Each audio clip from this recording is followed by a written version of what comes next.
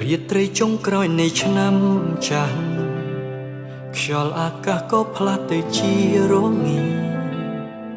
មិនអាណិតដល់បេះដូងមួយដែលកំព្រា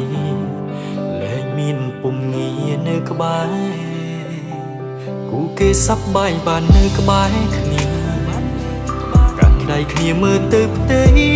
មេឃរងចាំមើលពន្លឺកំជ្រួតភ្លេងឯទឹកភ្នែកខ្ញុំហូរចូលដបស្រា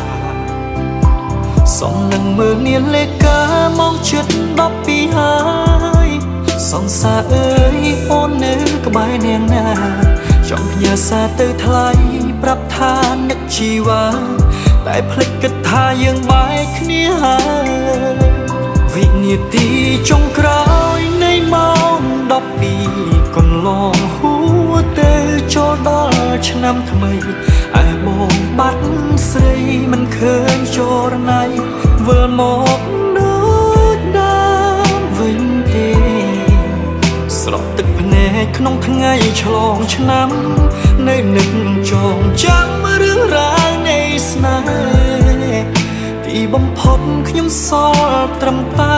ទឹកភ្នែកស្រក់ហូរ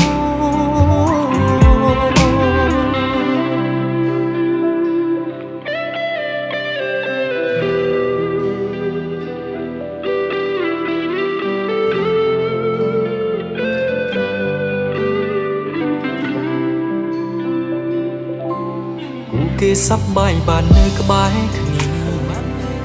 កាន់ដៃគ្នាមើលទៅផ្ទៃមេឃរងចាំមើលពន្លឺកំជ្រួតភ្លេង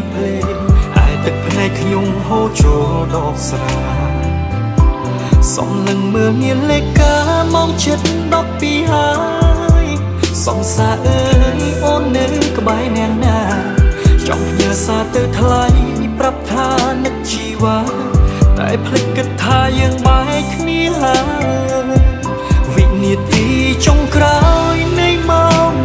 12កន្លងហួរទៅចូលដល់ឆ្នាំថ្មី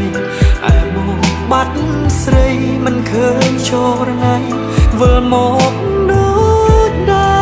មវិញទេស្រក់ទឹកភ្នែកក្នុងថ្ងៃឆ្លងឆ្នាំនៅនឹកចងចាំរឿងរ៉ាវនៃស្នេហ៍ទីបំផុតខ្ញុំសល់ត្រឹមតែទឹកភ្នែកស្រក់ហូរវិនាទីចុងក្រោយនៃម៉ោង12កន្លងហួរទៅចូលដល់ឆ្នាំថ្មីឯបងបាត់ស្រីមិនឃើញចរណៃវិលមកដូចដើមវិញទេស្រក់ទឹកភ្នែកក្នុងថ្ងៃឆ្លងឆ្នាំ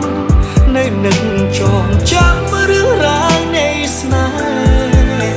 ទីបំផុតខ្ញុំសល់ត្រឹមតែទឹកភ្នែកស្រក់ហូរ